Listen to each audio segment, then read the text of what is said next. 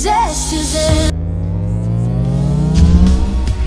where resilience begins, not fixing the cracks. Hello everyone, and welcome to Zest is in with me, Shel Marie, the podcast that'll take you on a journey from the hustle to the harmony, fueling your passion whilst finding your peace.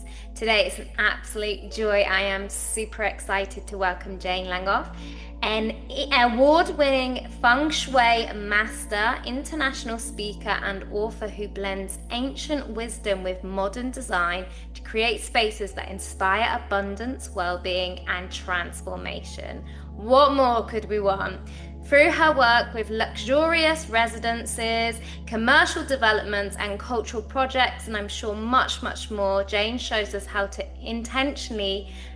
be intentional with our energy and elevate our environments and our lives, opening the door to a profound sense of clarity, alignment and flow.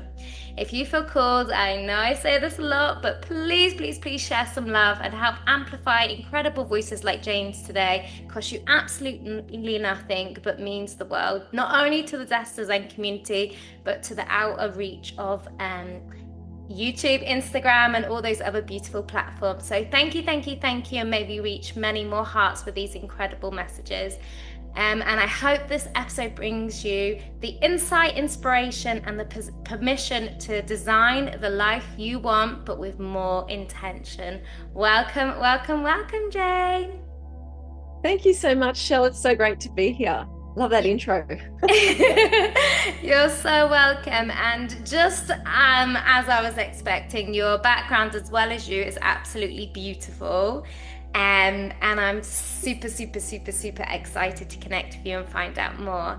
As I shared prior to us recording, I have just this passion, not only in the environment, but even in the way I put myself together. Despite having a dark color on today, I'm usually very bright and vibrant.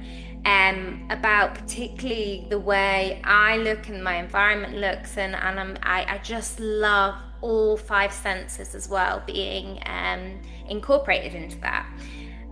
So before, I know that like you could see something beautiful, but practically it doesn't always feel good. So I feel like you're going to expand on that. So not only to have an environment that's like beautiful, but also functionable and energetically aligned, which I think you're going to talk about, which I'm super excited. Yes, so important that our environment is supportive and that we feel good in our spaces. Just looking good is not enough. We really need to feel good. And Feng Shui is about creating an environment, creating a background that allows you to feel energetically aligned and create that space where you can operate at your highest level. So Feng Shui is the art of balancing the elements and balancing the energy in our surroundings to create that optimal flow. It's not about lucky objects. Some people feel like it's about lucky objects, but it's so much more than that.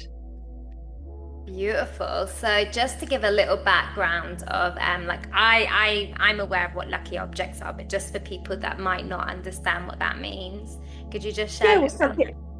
Sure. Some people might feel like Feng Shui is about those golden money toads and sort of waving cats and things like that, lucky coins, but we don't actually need those to have good Feng Shui. Beautiful. So we just want to create an environment where the energy can meander through a space beautifully, where the energy can be contained so that you can create a container for that wealth to enter into your life. Whoa, beautiful. Like, and I really love that you say that, because I've never associated wealth, for example, with the layout of a space, but this is the incredible powerful thing, I guess, depending on the door, depending on the window.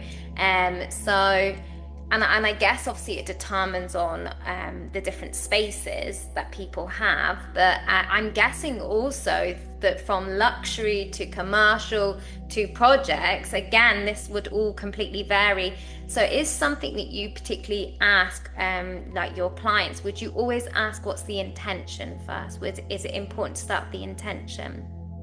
Sure, it's very important to know what the intention is of the client.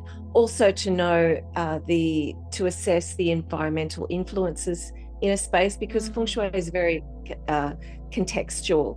But there are some overriding principles that flow through all of the different projects that I work with, and one of them is yin and yang. So the balance of complementary opposites. So yin and yang is a very important concept that architects and designers use. It's about balancing things like light and dark, or light and shade, height and low, masculine and feminine, openness and enclosure. So if in Feng Shui, really we're looking at all of these levels of yin and yang, and attempting to create some sort of balance and flow. Flow and containment is another one. Also, another one is connecting to nature. So we want to connect to nature because that creates a sense of well-being and calmness. Yeah. So there are two important things to consider in Feng Shui. Now, Feng Shui originated from three main philosophies in China: Taoism, Confucianism, and Zen Buddhism. And it's all about creating order, balance, connecting to nature, and working with the elements. So, Feng Shui has been around for thousands of years, and this ancient wisdom and this ancient practice is one of the oldest and most enduring design frameworks that still is relevant today. Beautiful.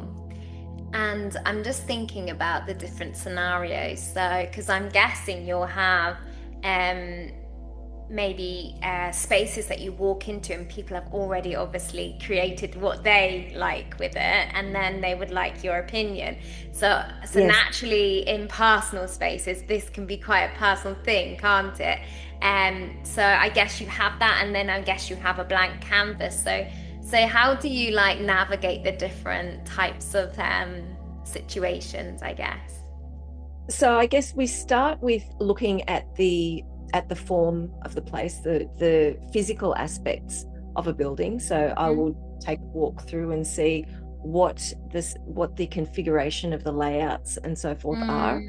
Then there's another layer that I would analyze as well, which is the energy map of a space.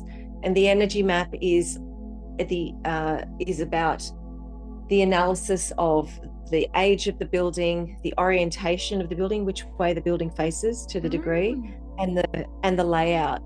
And also we're looking at things like the birth dates of the occupants, and all of this information sort of comes together to create this energy map, which will tell a Feng Shui master where the positive and negative energy zones are in a place, how to align people in terms of their bed positions, which way they should align their beds or their study desks, and we look at this energy map in relation to the 5 elements that are used in Chinese metaphysics. And these 5 elements are fire, earth, metal, water, and wood. And each of those elements relates to a particular color, shape, and material.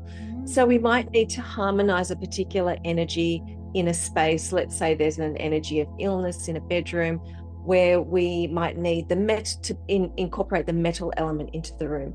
And what we could do is think creatively and think about what works with the client's aesthetic. And I might suggest a couple of metallic lampstands with white lampshades that are circular, because the color white and the circular shape represent the metal element. And we can make that look really beautiful in a space. So really, when you walk into a home that's been properly feng shuied, you shouldn't even know that a Feng Shui master has been in there. It should just feel really great.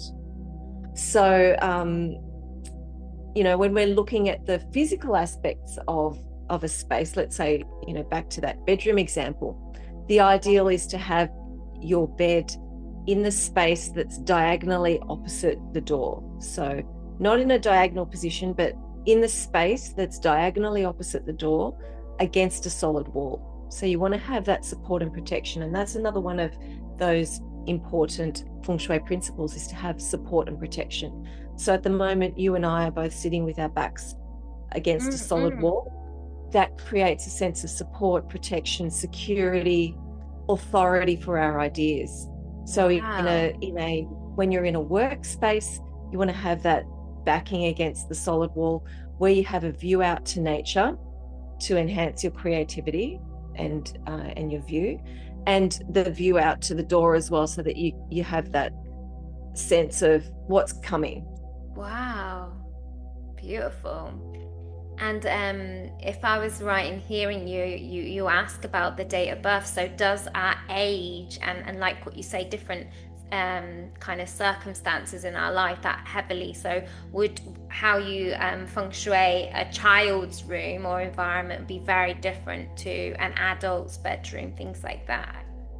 There are similarities, definitely similarities and overriding principles that I would look at in both, that where there's a commonality in that, like, balancing of yin and yang, looking at those elements in relation to the energy map, looking at the alignment of the bed in relation to the client's birth date, the occupant's birth date.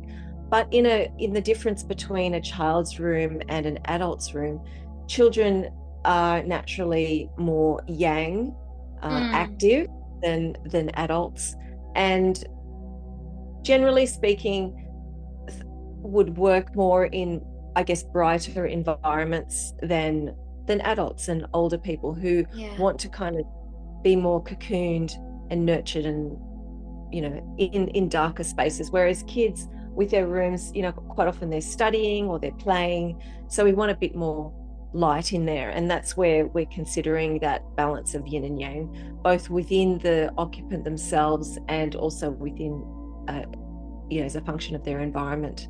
Wow. And also, if you're looking at the colors and things that you use, and it's children's rooms, we're often seeing a bit more color than we do in adults' rooms, and that can work, but generally speaking, if you're thinking about decorating your home, peaceful colors, you can't go wrong with peaceful colors, especially when they resemble nature, because that brings that element of calmness.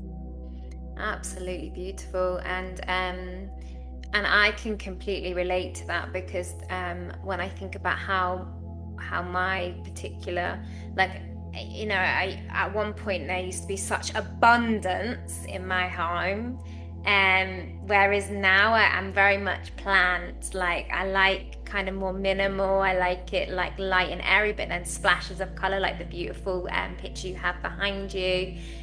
So yeah, it's really interesting. I find it fascinating. I think it's like, wow, what incredible that I know you've really worked to achieve this. But what an incredible, like, more than a job, lifestyle that you get to do, and all that enjoyment, and not just enjoyment, like what you attract into all your clients' lives through the way you are changing just their environment to start with. I think that is incredible. Well, that's where we start. We start with the environment, but the people who live in the space also affect the environment, and it's a circular flow. So what I tell people is feng shui is not enough. You need to also manage your personal energy, and that's something that I've been speaking more about a lot. And you mentioned lifestyle, and the feng shui lifestyle is something that I talk to a lot, because to me, feng shui is about managing the energy in your surroundings, but you also need to manage the energy within yourself. And so when I speak about the feng shui lifestyle, it's about thinking about who it is that you hang around, who are the people that are influencing your life, what sort of media are you consuming? Are you watching the news or trashy TV, or are you listening to inspiring audiobooks or podcasts like this? When I talk about the people that you're bringing into your life, it's not just about the friends the physical friends that you've got in your surroundings, but you can bring this wisdom into your life through books and podcasts. Absolutely. And through who you listen to. Thinking about the food that you consume and the energetic quality of that, how you move your body and activate the chi within your body. It's also important, and it creates that holistic sort of view of how to manage your energy. Absolutely, wise words, and I can completely relate to that as someone who used to be extremely chaotic within, which reflected without.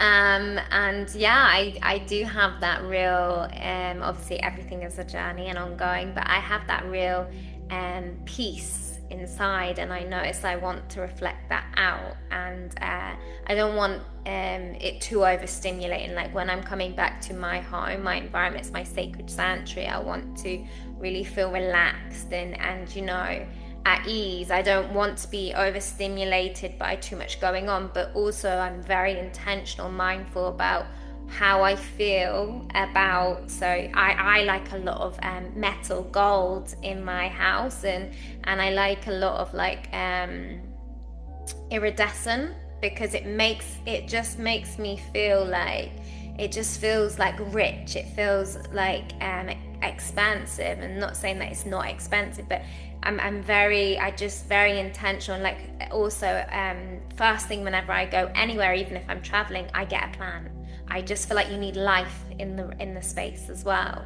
And I guess unconsciously I am thinking about the elements, because for me, the best place I ever lived was pretty much like floor to ceiling windows, and I felt like I was outside all the time.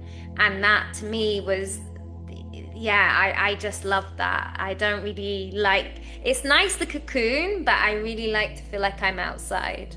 I think it's great to have that feeling when you're in a living space, like a living room. It's great to have that connection to nature where you can sit, you can work, you can see the trees and sky. That's fantastic. Yeah, but in a bedroom, you need to be able to close that off. So say you've got massive, doors and windows in your bedroom, you just need to have something that, like curtains, where you can close it. In bedrooms, we don't like to have skylights from a Feng Shui perspective, because that draws drains your energy and draws it up.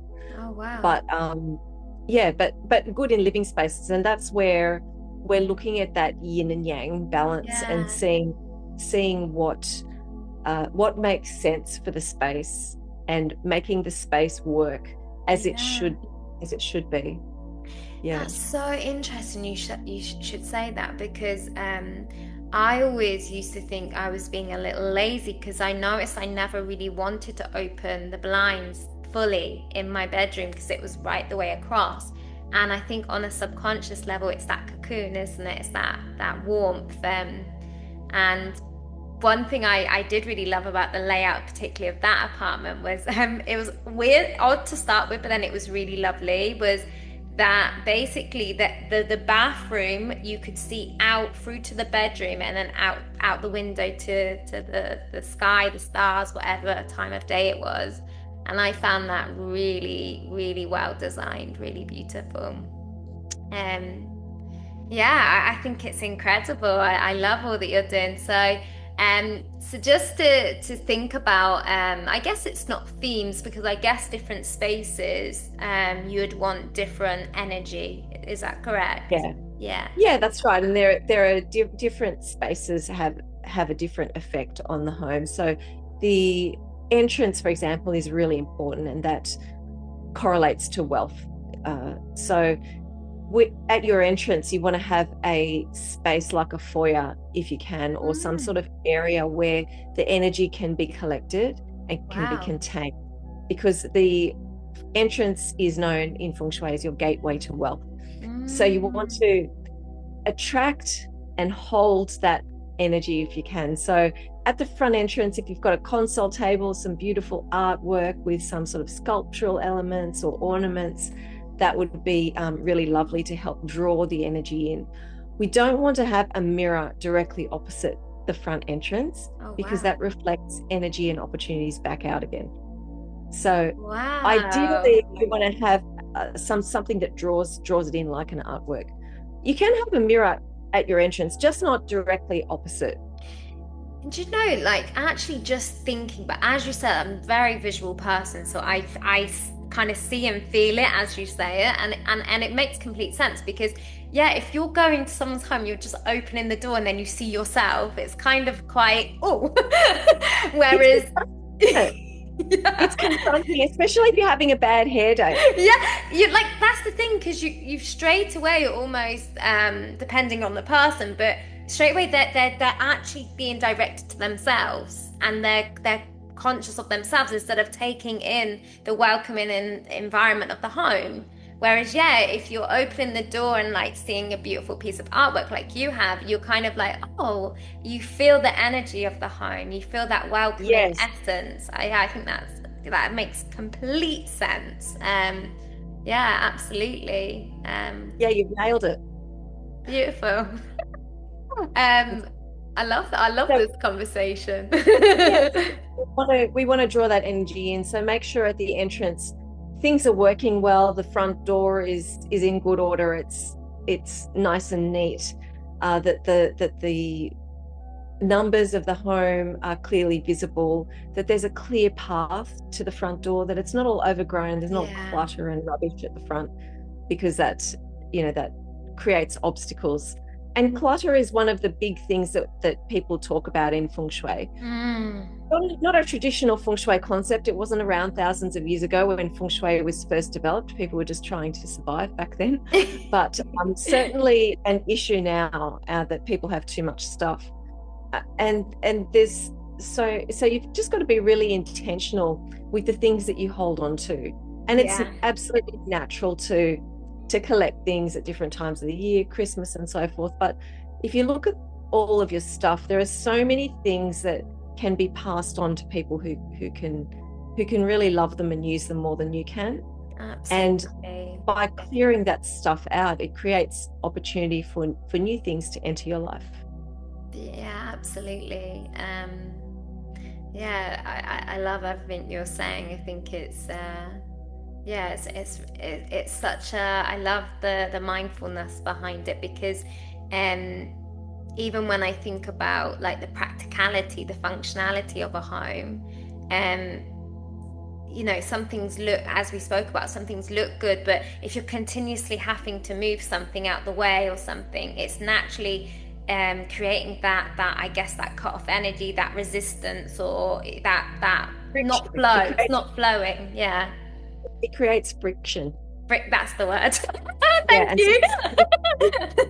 Yeah, I was like, right, these words don't sound right, but yeah, it creates friction, and even what I'm conscious of now is even like when you said about say I don't know in the doorway, making sure you have the space first, because you could put something there, but then it can feel like you're walking around it. Whereas are you just feeling comfortable to flow through it? I guess it's all about that feeling, I guess, and I equally, depending on the height, the person, things like that we'll all have a very different experience.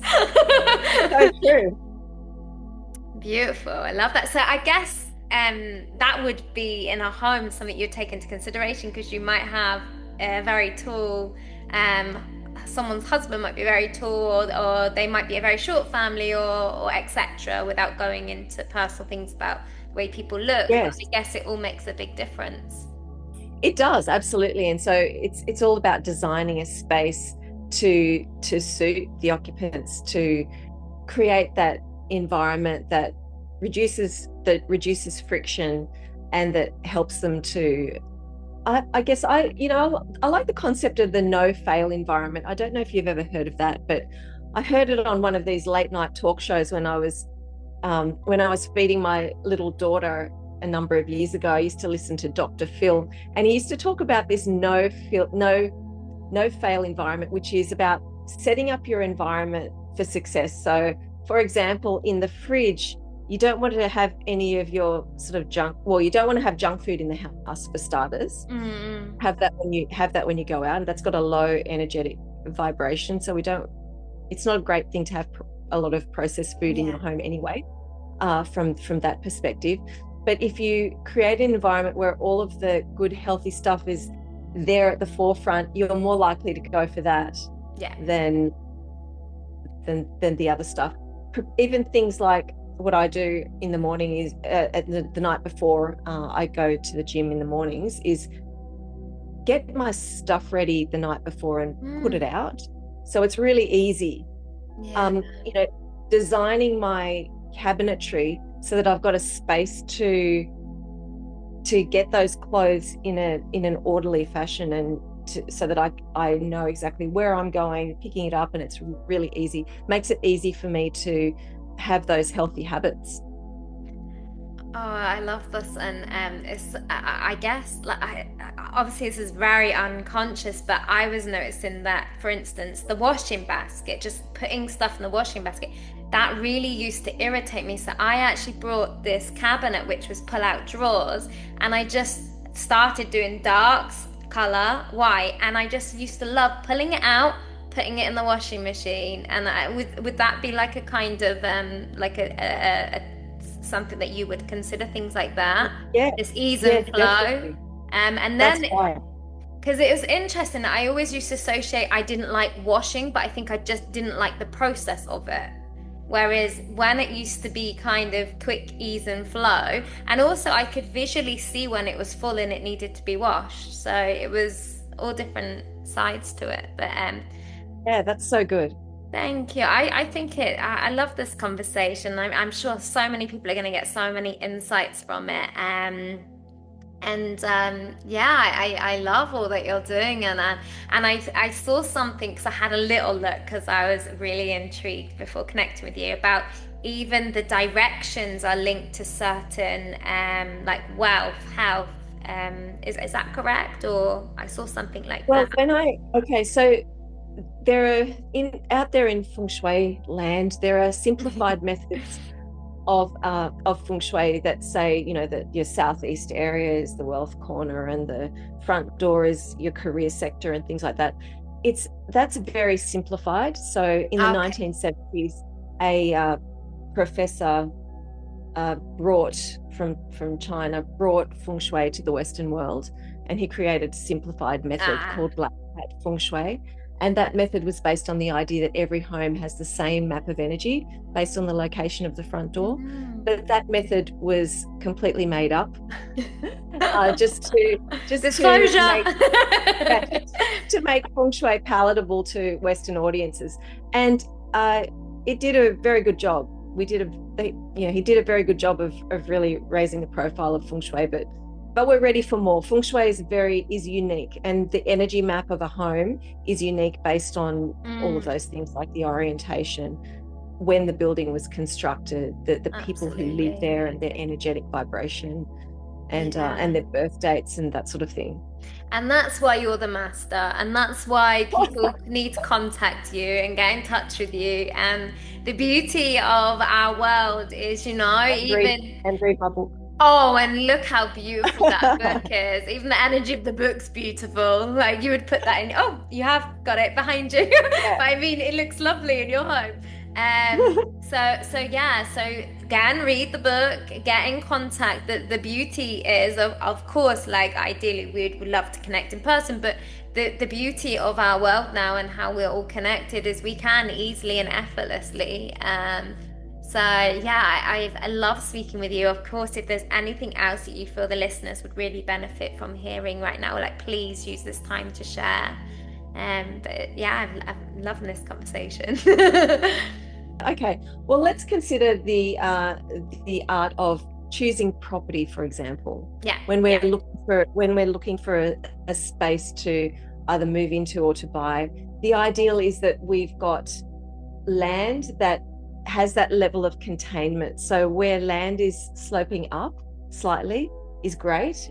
Where we've got that level of protection, it could be some beautiful trees at the back of a home.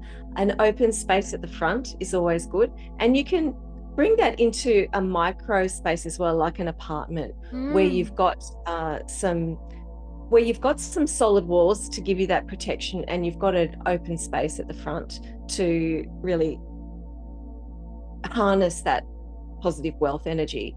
And living by the water is always a great thing. I know it's expensive, and there's a reason why the houses around water are always Interesting though. Interesting. more expensive, because water correlates with wealth. But you have to actually be careful with things like placement of water features and so forth, because they can amplify energy regardless of whether it's positive or negative. Wow. But the negative ions that come from moving water are very good for your well-being. Yeah, and then with the other thing to look out for is the color red. So a lot of people associate Feng Shui with the color red and thinking it's a lucky color. And I've had people call me who've said, oh, I've just bought this big red lounge. I'm not really sure where to put it. It doesn't feel right. And I just be cautious about large expanses of red. We don't want to be painting feature walls in a bright red color, because energy can amplify certain spaces. And not knowing the quality of the energy map, if you haven't had a Feng Shui consultation, you're not sure like what that could be activating. So I'm just really careful with those colors, and that's where peaceful colors that reflect nature are a lot safer. Absolutely beautiful. And it's interesting you say that, because I love red, but whenever I used to have it in my bedroom, which felt quite passionate and sensual, it would always be like a rose color, like imitating nature, I guess, without thinking about it. And it would always be like a feature, either the quilt or the cushion. So because I guess like the thing is with a wall is, the wall is generally going to be quite a large space, so it kind of has an effect on, I guess, everything around it. Whereas you can change a cushion, you can move the sofa or whatever. Accessorizing in those sorts of colors is definitely better than locking it into some massive feature that's difficult to change. Yeah. Oh, thank you for that. And I'm guessing commercial wise, like I always think back just the UAE, because it was the first time I literally was like, oh, because I felt like all five elements were really amplified in each space. Like even the toilets were beautiful. Like I was just like, how have they made this? Not all of them, but some of the toilets in the malls, I was just like you would sit in here and relax and have a chat. This is wrong, like in a good way. And like people be taking photos in there. I'm like, what is going on? Really? Yeah, like there'd be really grand chairs, all sorts. Like I am particularly referring to Dubai Mall. But yeah, it was the first time I was like, I have never seen this before in my life.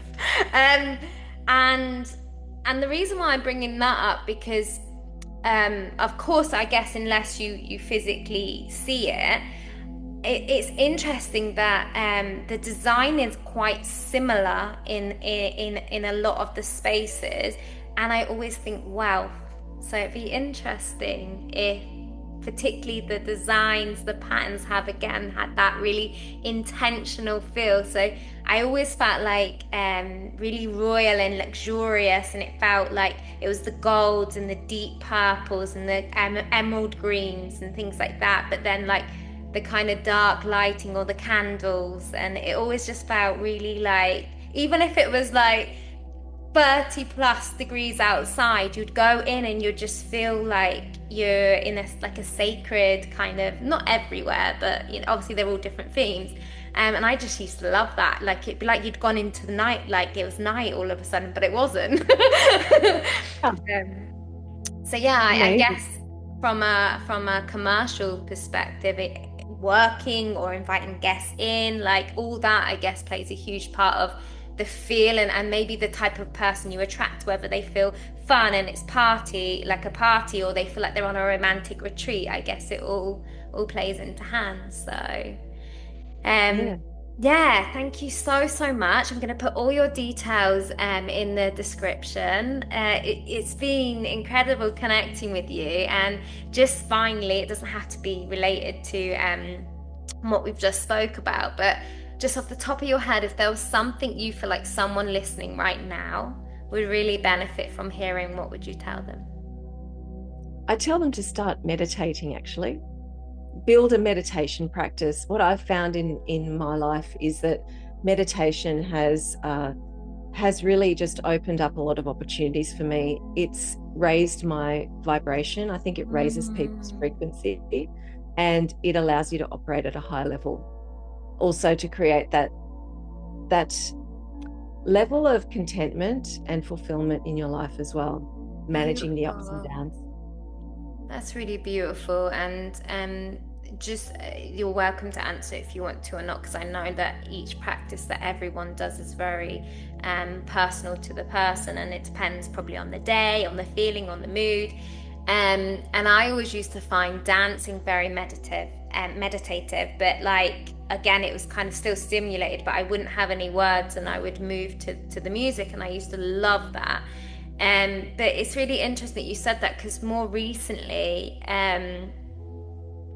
I do feel like I have a lot of kind of questions and things in my mind. So I'm guessing like that probably wouldn't be appropriate for that type of kind of, you need that more stillness and quiet. So I'm just intrigued, when you meditate, do you set an intention, or sometimes do you just literally just go to that stillness and quietness, even if it's for 5 minutes or longer? Like, because I always think like, for me, I'm always like, do I just sit here, or am I supposed to be doing something? Yeah, which is the complete opposite of what you know. Yeah, there are different ways of approaching it, but when you mention that dancing, that's a meditative state. Yeah. But the way I meditate is I meditate twice a day, 20 minutes a day in stillness. I have previously, my practice was about focusing on breath. So just in silence, focusing on breath, just allowing the thoughts to pass, not worrying if there are thoughts, or if you're having a busy meditation, it's absolutely fine, but just let the thoughts pass and keep coming back to breath. I think that's a really easy way to meditate. Yeah. And recently I've learned Vedic meditation, which is, the meditation teacher has provided a mantra, and then you recite the mantra in your head, and that brings you into a deeper meditative state. And that mantra is designed to align with your energy and of the energy of the person. And so what I found is that's been so powerful. Yeah. And something that I'm going to be offering in my immersive experiences as well, which is sort of retreats and those sorts of things, where I'm looking to help people to create that Feng Shui lifestyle. Beautiful. So meditation is a big one, and I just think it's something that if everybody practiced meditation, the world would be a very different place. Yes, I agree. And even like what you so beautifully said at the beginning, it's not just the environment, it's all your conscious decisions and the way you're essentially showing up and living your life as your minimum standard. So really, thank you so much. I feel like there's so many gems in this episode, and I appreciate you and your time. And I've loved creating this episode with you, and I hope you enjoyed it as well. Thank you. Thank you so much. It's been great. You're welcome. That's the magic that Zest is in.